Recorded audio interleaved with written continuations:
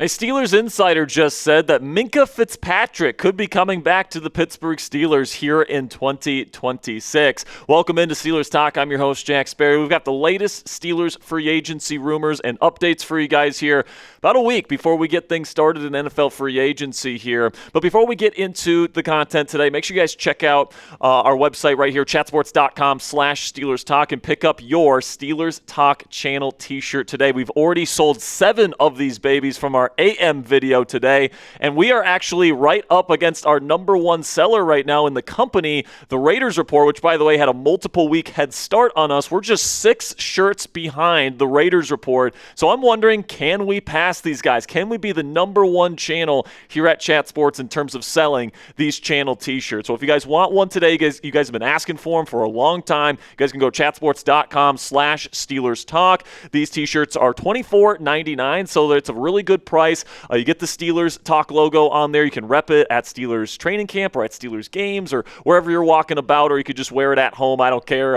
just as long as you guys support the channel today. I greatly appreciate it. Chatsports.com/Steelers Talk. That link is down there in the comments and description of today's show if you guys want to make a purchase. All right, so now let's get into a potential Steel City reunion here, as ESPN's Brooke Pryor says to quote-unquote keep an eye on a potential Minkah Fitzpatrick reunion in Pittsburgh here in 2026. This is what Brooke had to say about this possibility. A potential reunion to keep an eye on involves safety Minkah Fitzpatrick. Fitzpatrick is under contract for one more season, but with a new regime, the Dolphins could either trade or release him. The Steelers can't trade for Fitzpatrick, but he could be an option if he is released. A cerebral player, Fitzpatrick was highly regarded in Pittsburgh by the coaching staff and the locker room, and the Steelers could reunite him with DeShon Elliott. So to take a look here at Minkah Fitzpatrick, he is 29 years old, brings good size to the table. He was the big nickel for the Miami Dolphins defense last year, and he was very, very good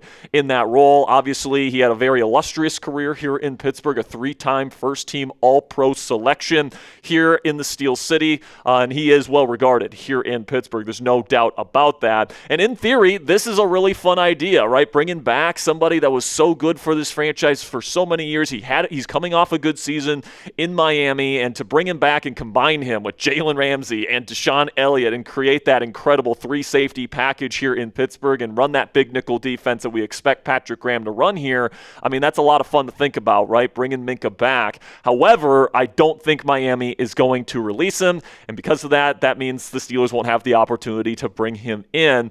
Miami, when you look at their financial situation right now, you guys can take a look here at what Minkah's situation looks like heading into the 2026 offseason. If they keep him on the team, he's going to incur an $18.8 million cap hit for next season. If they cut him pre-June 1st, the dead cap is about $13 million, and they only save about $6. But if they make him a post-June 1st cut, they can save $15.6 million, with only $3.2 million of that being in dead cap. So you might be saying, but Jack, this makes a ton of sense. They can save $15.5 million by making him a post-June 1st designation, and that's true, but the problem is teams only have 2 post-June 1st designations, and you look at these 2 options here with Tua and Bradley Chubb, they can save more money by releasing those guys post-June 1st or designating them post-June 1st cuts than they would save by releasing Minkah Fitzpatrick. So I can almost guarantee you guys right now that Tua and Bradley Chubb are going to be the 2 post-June 1st designated cuts for the Miami Dolphins this year, unless some sucker takes Tua Tagovailoa in a trade, which I don't see happening.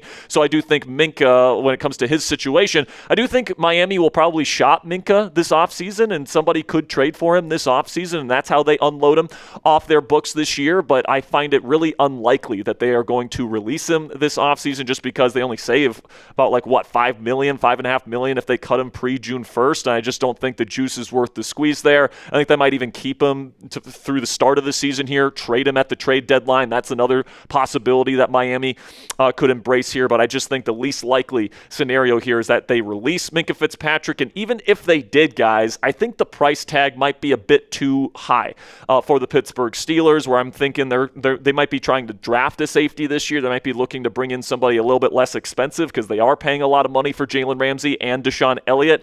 So I'm not sure if they want to spend big bucks on that third safety in the defense here. And, currently Spotrac projects Minkah's contract at a 3-year deal worth over $19 million per season. Now, Spotrac gets these projections wrong all the time. Who knows what Minkah's market actually looks like? But for somebody that's 29 years old, he's a 3-time first-team All-Pro, and he's coming off a good season. I mean, he's not going to come cheap. So I just don't know if this is going to be something that works. And then also from Minkah's perspective, does he really want to go back to the team that just got rid of him last year, especially now that Mike Tomlin has stepped away? And we know that Minkah was really, really close with Coach T. I just don't know if Pittsburgh is where Minkah would want to go if he gets released by the Miami Dolphins. But what say you guys? Let me know down there in the comments. Is there any chance that Minkah Fitzpatrick returns to Pittsburgh in 2026? Is the chance above 0%? Give me a yes or a no down there in the comment section for today's pinned question. In just a second here, I'm going to tell you about our sponsor today at GLD. While I tell you about our sponsor today, give me a yes or a no down there in the comments. And with that, let's have a word from our sponsor today at GLD. And guys, every guy needs those go-to pieces in their collection, right? The shoes that go with everything, the one pair of jeans that fit just right, the t-shirt that looks clean no matter what you pair with it. You don't overthink those pieces. You just grab them and they work every single time. But most guys are missing one thing in their lineup, and that is jewelry. That's where GLD comes in. They make the kind of pieces that become part of your routine, not just something you save for special occasions. Just clean, quality pieces that instantly make your fit look more fresh. Once you add a GLD chain to your rotation, you'll never go back. And this isn't the cheap stuff, guys. GLD only uses real gold. Every stone is hand set, and their production process is on a completely different level. And trust me, guys, you can see and feel the difference. I actually brought my GLD pendant with me here today, guys. You guys can take a look at that. I don't know if you guys can see how much this thing shines on camera here, but I wear this during Steelers game days. I'll wear it I'll be wearing it during free agency next week during our live streams. I absolutely love this stuff, and this is the one of those pieces, guys, that you can put on once and then it never comes off. They've got everything too, from chains, pendants, bracelets, even a nice selection of watches if that's your style. Whether you keep it simple or like to shine a little bit, they've got you covered. And it's not just hype, guys. They have over 2 million customers and 50,000 5-star reviews to back it up. And GLD is being worn by names like Justin Bieber, Malik Neighbors, Micah Parsons, A$AP Rocky, and plenty more. But the best part is that every single piece from GLD is guaranteed for life. If you want to look, feel, and be your best, or just want to level up any outfit, this is the missing piece that you've been sleeping on. Work hard and change the game with GLD today. For a limited time only, new customers are getting an insane deal with our friends at GLD. Use code CHAT to get 50% off. That's half off at GLD.com. That's 50% off with code CHAT at GLD.com. After you purchase, they'll ask where you heard about them. Please support our show and tell them that we sent you. And a big thank you for GLD for sponsoring today's edition of Steelers Talk. Now, Brooke Pryor says another reunion could also happen in Pittsburgh this offseason, as she says defensive tackle Javon Hargrave could be a possibility for the Pittsburgh Steelers. The Minnesota Vikings are set to release Javon Hargrave before the new league year, which would open him up to a reunion here in Pittsburgh. Brooke says one option the team could explore is defensive tackle Javon Hargrave, who began his career in Pittsburgh as a third-round pick in 2016. The Steelers opted to let him walk in free agency in 2019, and he went on to be a solid nose tackle for the Philadelphia Eagles and San Francisco 49ers.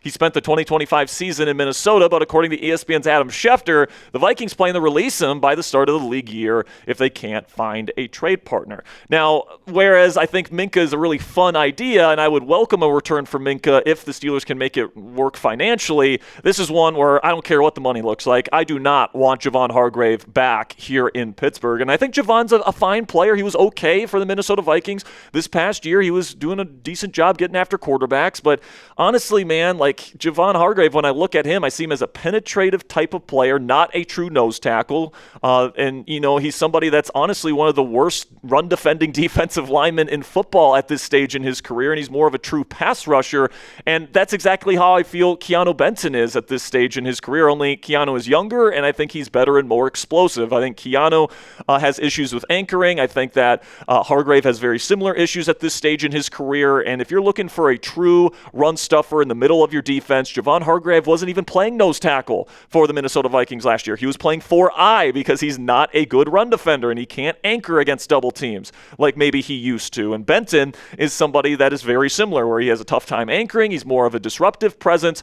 And I think that the Steelers, one of the main things that they need to fix about this defense is they need to get a true run stuffer at nose tackle this offseason. Somebody that can be a tree stump in there and take on double teams and hold that line of scrimmage and keep the integrity of the middle of the run defense intact. The Steelers haven't had that in multiple years, which is why the run defense has suffered here in Pittsburgh. And Patrick Graham and Mike McCarthy and Omar Khan would be smart to fix that issue. Nose tackles are not that expensive on the free agency market. They should go out and get somebody that can fill that role. And then, hey, go into the NFL draft. There's plenty of good nose tackles this year. Maybe even draft one of those guys. So, no, I'm not a big fan of the Javon Hargrave idea. And I think that there's better defensive tackle options out there if the Steelers want to bring one in. But then another thing that was discussed by Brooke Pryor is, and among others, is that a lot of Steelers insiders are claiming that the Steelers are preparing for left guard Isaac Seumalo to hit the market and become a free agent and leave the Pittsburgh Steelers organization this year, meaning that the Steelers will have to find a new starting left guard. Now, the good news, if Isaac Seumalo leaves, is that's going to probably result in a 2027 comp pick. I'm guessing he's going to get a pretty decent contract, and that's going to lead to a mid-round draft pick in 2027 for the Pittsburgh Steelers. But the tricky part with this is, who does Pittsburgh bring in to replace Seumalo at left guard? Because Seumalo was the elder statesman in this very young offensive line. Do they really want to add another younger piece to this group that already has a lot of youth to it? Or do they maybe want to bring in a different veteran? But it's like, if you're going to be bringing in a veteran, why not just bring the guy that already has continuity with the rest of the group? I personally would love to bring back Isaac Seumalo, but if you're going with the in-house option to replace Seumalo, Spencer Anderson would probably be the solution at that spot. You know, he's played a lot of left guard with Seumalo with his various injuries throughout the years, so Anderson would be the guy that makes the most sense to take over that left guard starting spot. Now, if he does that, obviously he can't play jumbo tight end anymore, and that was really the main, the most valuable function for Spencer Anderson on this team last year. I would love for Anderson to still be that kind of rotational piece, kind of that depth piece along the interior of the offensive line, but we'll see what the Pittsburgh Steelers are going to do. And according to Jerry Dulac of the Pittsburgh Post-Gazette, the Steelers are planning to sign a guard in free agency even if Seumalo leaves here, whether it's Seumalo or somebody else. They are planning on signing one of these guys. And you guys can take a look here at the top of the left guard market for the Pittsburgh Steelers and who they can choose from this year. And, you look at Seumalo's market, $14 million per season is pretty decent, but you got guys at the top of the market, the 26 years old, Elijah Vera Tucker and Zion Johnson. Those two are going to get paid quite handsomely. I don't know if the Steelers want to pay quite that much if they're not wanting to pay Seumalo $14 million per season. Somebody to keep your eye on is Angleton Jenkins from the Packers. He's played a lot of center and a lot of guard, and he played with Aaron Rodgers in Green Bay for many, many years, very close with Rodgers, so keep an eye on him. But another guy to keep your eye on, in my opinion, is Brock Hoffman, coming over from the Dallas Cowboys. He's a backup center and guard, kind of a rotational interior offensive lineman for Dallas. They're going to let him go in free agency, and I've been told that Hoffman has a pretty decent chance of reuniting with Mike McCarthy here in Pittsburgh. McCarthy and the Cowboys brought in Hoffman as a UDFA back in 2022, and he's been with the team ever since as a center/guard, kind of versatile offensive lineman. He's serviceable as an NFL starter. Now, this is the type of guy that you bring in on a vet minimum deal or something close to it because you plan on taking somebody relatively early in the NFL draft. So if they sign Hoffman, expect a draft pick at guard relatively early, somebody that might be ready to play right away in the National Football League for sure by year 2. I would say the top guards in the NFL draft this year look like this. You got Venga Ione. I hope I'm saying that right. I'm probably butchering that, from Penn State, but he is considered the number 1 guard in this class, the only guy that ranks in the top 32 on the consensus big board. But Emmanuel Pregnon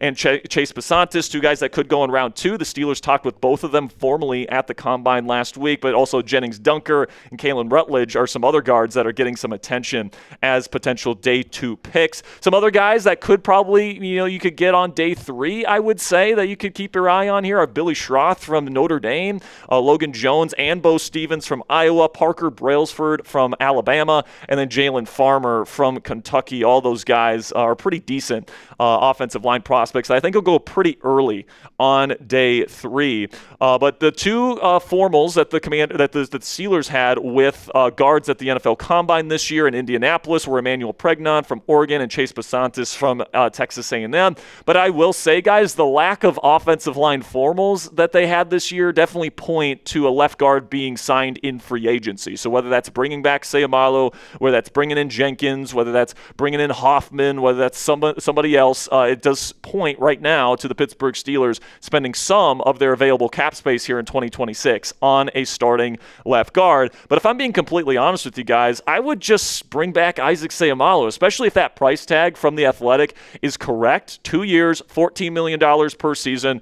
That's like a pretty decent price tag to me. Bringing in the same guy that was here over the last several years, has played really high-end football. It's not like he's gone down a cliff. It's like, no, he's played really high-level football ever since he got here. There's been some injuries, but he's still a high-level player, and he has chemistry with the guys that are currently existing on this offensive line. So I don't want to pay more for a younger guy like Elijah Vera Tucker, especially with his injury history. Zion Johnson's been up and down throughout his career. So if I can get Isaac Sayamalo, yeah, he's older, but he's more consistent than those younger players, and he's got that established chemistry with the rest of the O-line. I think that is the best strategy for the Pittsburgh Steelers at left guard, but I guess we'll see what happens. Now, before we get to the rest of today's show, make sure you guys click that thumbs up icon if you haven't already. If you're enjoying today's show, if you appreciate the amount of work that me and Ponzi put in to these videos every single day, we're going to be live all for most of next week for NFL free agency. It's going to be a lot of fun, guys. So if you want to tell the YouTube algorithm that you enjoy our channel and you think other Steelers fans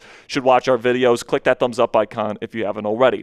Now, Adam Schefter from ESPN reported over the weekend that Vikings running back Aaron Jones is set to be released by the team. Minnesota is in cap hell right now. Aaron Jones is coming off a down season where, frankly, I think the Vikings overworked Aaron Jones. I think they used him too much, and he kind of ran out of gas. As an older guy, I think that he needs a smaller workload at this point in his NFL career. I still think he's a pretty decent player, especially as a receiving back and a third down back, which is why I think that he could be a pretty decent fit for the Pittsburgh Steelers. He's really good friends with Aaron Rodgers, and I would say if Kenneth Gainwell leaves in free agency, which a lot of Steelers insiders are saying that is an increasing possibility, if Gainwell ends up signing elsewhere, then I think Aaron Jones makes a lot of sense for the Pittsburgh Steelers, especially something close to a vet minimum deal. Not only would he be cheap, but he's been one of the better receiving backs in the NFL over the last decade. He already has established chemistry with Aaron Rodgers.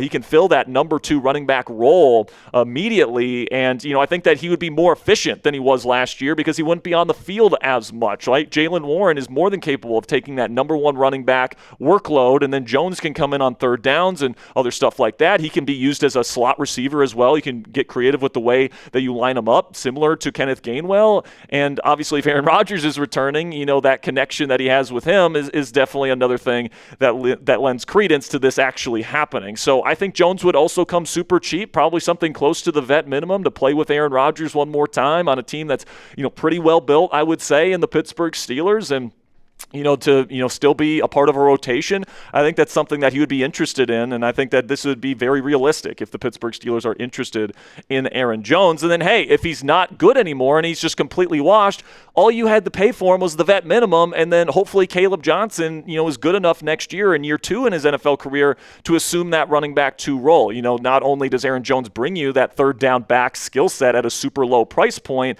but also he's going to challenge Caleb Johnson to, improve his game so that he can get on the field in his sophomore season. So I think that, that healthy competition would be good for Caleb Johnson. It's not going to be expensive to bring him in here. You can spend that cap resources at left guard and at wide receiver and at other spaces on this Steelers roster. And I think that this is something that is realistic and something that could very well happen if Kenneth Gainwell is not brought back this offseason. So make the call for me down there in the comment section. Would you sign Aaron Jones for the vet minimum here in Pittsburgh? Give me an S for sign or P for pass. For me, I would bring him in as as a vet minimum flyer here, but let me know what you guys think down there in the comment section. And then the final guy we'll talk about on today's show of free agency rumors surrounding the Pittsburgh Steelers. The Houston Texans are announced that they are releasing safety Jimmy Ward, somebody that has been a very good player in the National Football League for a long time. Now, Jimmy is an older player, and he's dealt with injuries, okay? And because of those two things, he's going to be pretty affordable on the free agency market, and he will be a risk for whatever team brings him in. 35 years old.